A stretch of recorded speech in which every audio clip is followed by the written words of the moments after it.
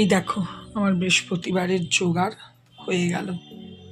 আজকে আলপনাটা বেশ ভালো লাগছে দেখতে, মন থেকে যা আসে সেটাই আমি করে দিই।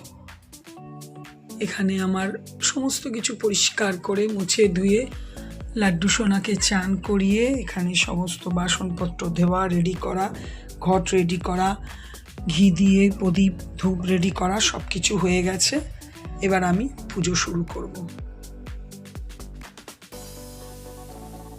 এই দেখো আমার লক্ষ্মী পুজো হলো শেষ। অনেক বড় একটা কাজ হয়ে গেল।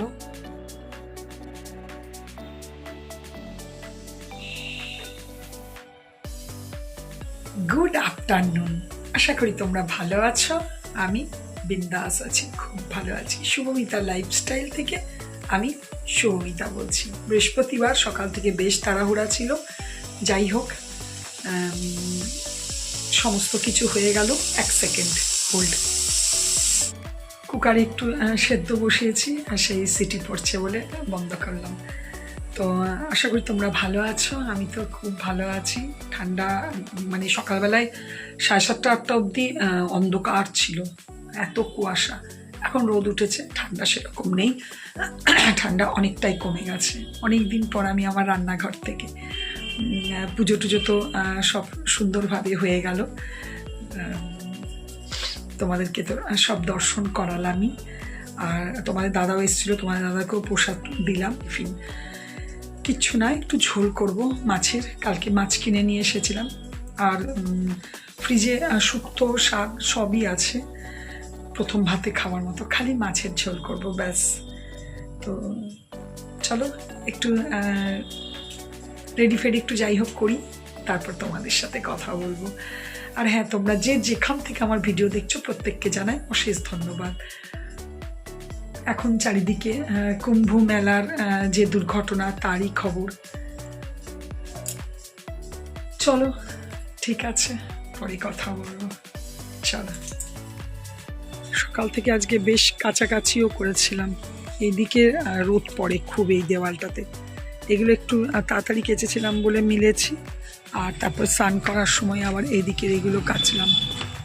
এখানে রোদ পড়ে না, যতটা যা শুকাবে তারপরে আবার ওইদিকে রোদটাতে দিয়ে দেবো।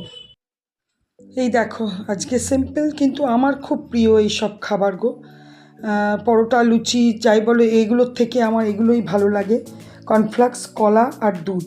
তোমাদের দাদা এসেছিল, তো পাউরুটি ছিল ফ্রিজে, পাউরুটি ঘি দিয়ে ভেজে দিলাম, আর কলা, আর বৃহস্পতিবারের প্রসাদের মিষ্টি। কালকে সকালবেলায় এই মাছগুলো কিনে নিয়ে এসেছিলাম। এই করি আজকে ফুলকপি আলু দিয়ে ঝোল করব। এখানে ভাতটা একটা পুর দিয়ে বন্ধ করে দিয়েছি, কড়াইও বসিয়ে নিয়েছি। এখানে ফুলকপিও গরম জলে ভিজিয়ে রেখেছি।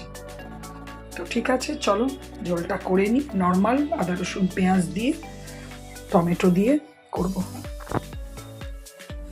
ঝোল তো কমপ্লিট অনেকক্ষণই হয়ে গেছে। এদিকে তোমাদের দাদাও চলে এসছে, আর এই দেখো আমি লাঞ্চ নিয়েও চলে এসেছি।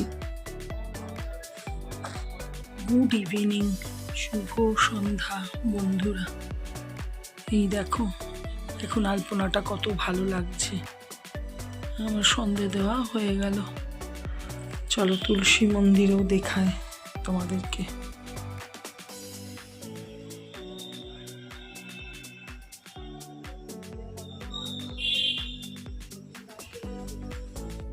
তোমাদের দাদা আছে বাড়িতে, তো চা না, আজকে একটু বানালাম কফি।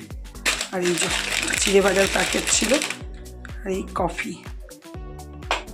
অনেকক্ষণ পর তোমাদের সামনে এসেছি। আসলে কিছু বইজো বলি, এখন ভিডিও এই কারণেই করি না, কারণ কিছু দেখাবার বা সেরকম কিছু থাকে না। যাই হোক, চলো সকাল থেকে আজকে বেশ অনেকগুলোই টুকটাক টুকটাক করে কাজ ছিল, হলো। এখন রান্নাঘরে এসেছি, তোমাদের দাদাও চলে এসেছে, ফ্রেশ হয়ে গেছে। দিনেরই ভাত কড়াই আছে, মাছের ঝোল কড়াই আছে, একটুখানি ভাবছি কাঁচা পোস্ত মানে পোস্ত বাটা করব, ব্যাস। রাতের ওটাই হচ্ছে আজকের ডিনার। ঠিক আছে চলো করে নিই। এই দেখো পোস্ত বাটতে শুরু করে দিয়েছি। এখানে এই যে ঝোলটা গরম করব, আর ভাতটাকেও গরম করতে দিয়ে দিয়েছি। চলো, আমাদের ডিনার টাইম হয়েও গেছে। এভাবে পোস্তটা বেটে কাঁচা তেল, কাঁচা লঙ্কা, কাঁচা পেঁয়াজ দিয়ে মেখে খুব ভালো লাগে। তবে আমি পরিমাণে একটু কমই খাই, তোমার দাদা খুব ভালোবাসে।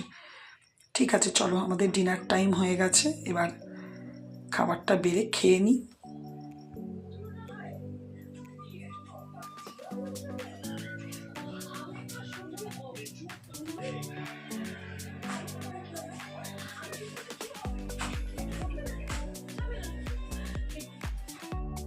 সব কিছু হয়ে গেল, কাজকর্ম রান্নাঘরের যা যা কাজ বাকি ছিল সব কিছু করে এসে বসলাম। তো ভাবলাম এইভাবে ভিডিওটা শেষ করা আজকাল অনেক দিন হয় না, কারণ ভিডিও সেভাবে বানানো হয় না বলে। তো ভাবলাম না, ভিডিওটা আজকে শেষ করি।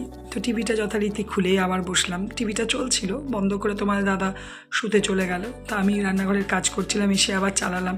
চালালেই তো প্রথমেই জানোই তোমরা যে নিউজ চ্যানেল আসে। তো খুব খারাপ লাগছে। দেখো, মেয়ে জামাইয়ের সাথে গেছিল, ভদ্রমহিলার নাম কি, অনেক বয়স্ক বৃদ্ধা, উর্মিলা, টাইটেলটা কি সামথিং মনে পড়ছে না। উর্মিলা গেছিল, তো ডেড বডি আসছে আজকে বাড়িতে। মেয়ে জামাইয়েরও খারাপ লাগবে যে কি করে কি ভেবে মাকে নিয়ে গেলাম। মায়েরই নাকি শখ অনেক দিন ধরে, এই যে কুম্ভ স্নানে যাবো। আর একজন ভদ্রমহিলা খুব ভীত, এত ভীত যেন মনে হচ্ছে কাঁপছে, সিপ্রা মনে হয় নাম। উনি কাঁপতে কাঁপতে বলছেন ওনার অভিজ্ঞতাটা। উনি একদম প্রত্যক্ষদর্শী, উনি পদপিষ্ট হয়েছেন, কিন্তু যাই হোক ভগবান করে